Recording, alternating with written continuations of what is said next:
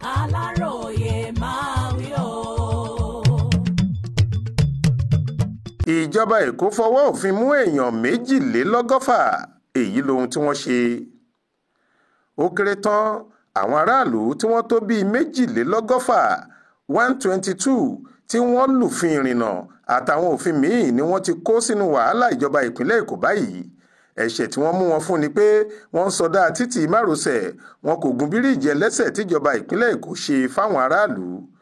Ọjọ́ Ajé Monday 20 oṣù karùn-ún ọdún yìí ni àwọn òṣìṣẹ́ àjọ kan tó ń gbógun tiwa ìbàjẹ́ nílùú Èkó Kick Against Indiscipline KAI lọ káàkiri láti fọwọ́ òfin mú àwọn alétílápá kọ̀ọ̀kan tí wọn kì í gun bíríìjì ẹlẹ́sẹ̀ tíjọba ṣe fáwọn aráàlú.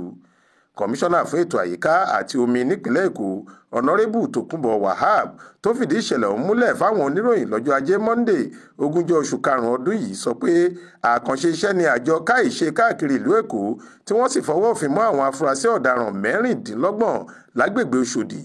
Wọ́n mú àwọn ọmọ gànfẹ́ 2 nígbà tí wọ́n fọwọ́ òfin mú àwọn ọlọ́jà 29 tí wọ́n ń lo orí bíríìjì ẹlẹ́sẹ̀ láti máa fi tajà.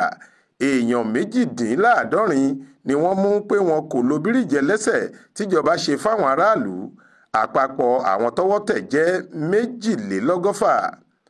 Àtẹ̀jáde kan tí wọ́n fi síta lórí ìṣẹ̀lẹ̀ ọ̀hún ni wọ́n ti sọ pé lónìí tí í ṣe ọjọ́ Ajé Monday 20 oṣù karùn-ún ọdún yìí ni àwọn òṣìṣẹ́ àjọ KAI tìpínlẹ̀ Èkó lọ káàkiri láti fọwọ́ òfin mú àwọn ọ̀bàyéjẹ́ tí wọn kò bọ̀wọ̀ fún òfin ìpínlẹ̀ Èkó.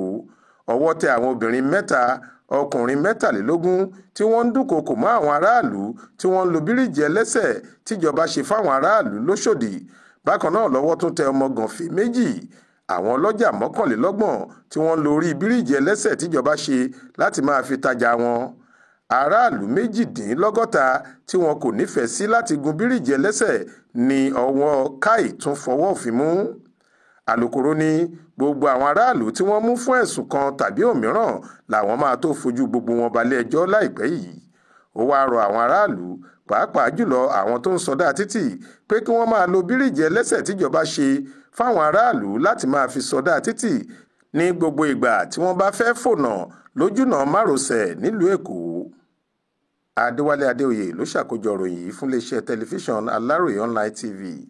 Faith Adébọ́lá ló kà á sétígbọ̀ọ́ yín.